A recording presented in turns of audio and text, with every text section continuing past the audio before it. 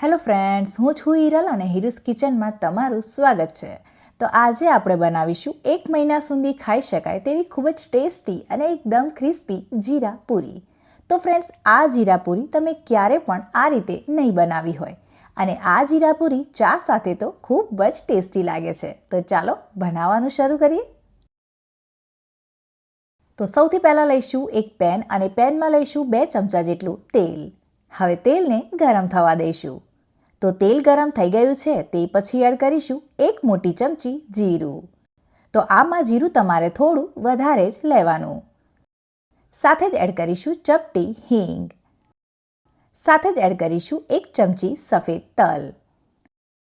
સાથે જ એડ કરીશું 1 ચમચી ચીલી ફ્લેક્સ. તો તમારે આમાં ચીલી ફ્લેક્સ જ એડ કરવાનો છે, લાલ મરચું બિલકુલ એડ નથી કરવાનું. આનાથી શું થશે કે આ જીરા પૂરી દેખાવની સાથે સાથે ખાવામાં પણ ખૂબ જ ટેસ્ટી લાગે છે. સાથે જ એડ કરીશું થોડું પાણી. તો પાણી મેં અહીંયા 1 કપથી થોડું ઓછું જ એડ કર્યું છે.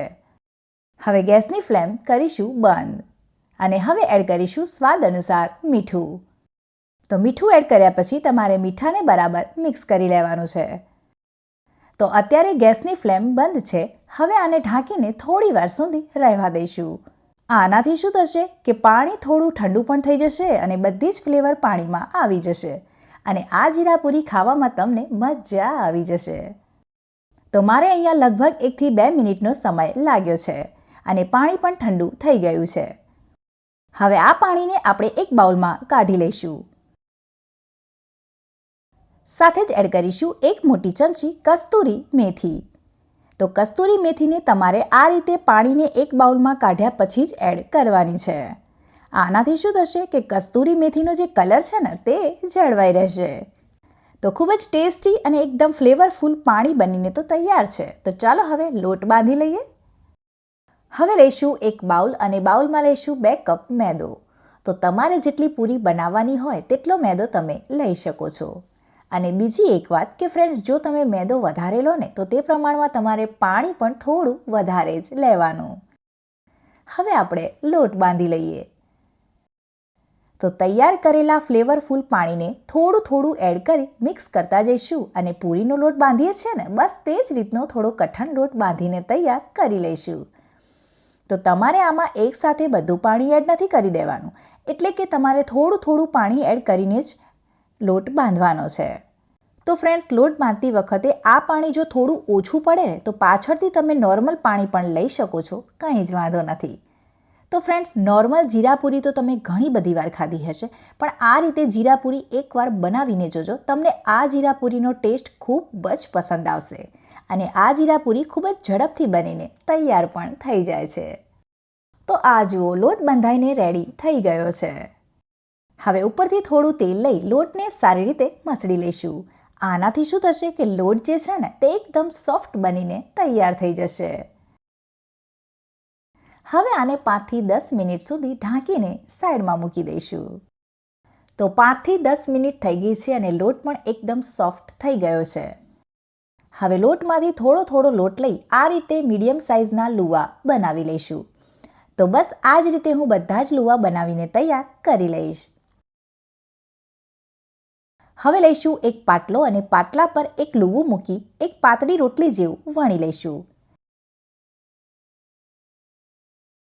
હવે આ રીતની એક ધારવાળી વાટકી લઈ વાટકીને રોટલી પર મૂકી દબાવીને રાઉન્ડ શેપમાં કટ કરી લઈશું. તો તમારી પાસે ધારવાળી વાટકી ના હોય તો તમે કોઈ કટર કે પછી ગમે તે ધારવાળું ઢાંકણ પણ લઈ શકો છો. તો તમે જોયું ને, એકદમ રાઉન્ડ શેપમાં પૂરી બનીને તૈયાર છે. હવે આ રીતે એક કાંટાવાળી ચમચીની મદદથી પૂરીમાં નાના નાના હોલ કરી લઈશું.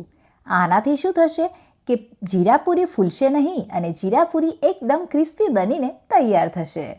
અને જો તમારી પાસે કાંટાવાળી ચમચી ન હોય તો તમે ચપ્પાની મદદથી પણ હોલ કરી શકો છો. તો બસ આ જ રીતે હું બધી જ પૂરી વણીને તૈયાર કરી લઈશ. હવે મેં અહીંયા એક પેનમાં પહેલેથી તેલ લઈ લીધું છે.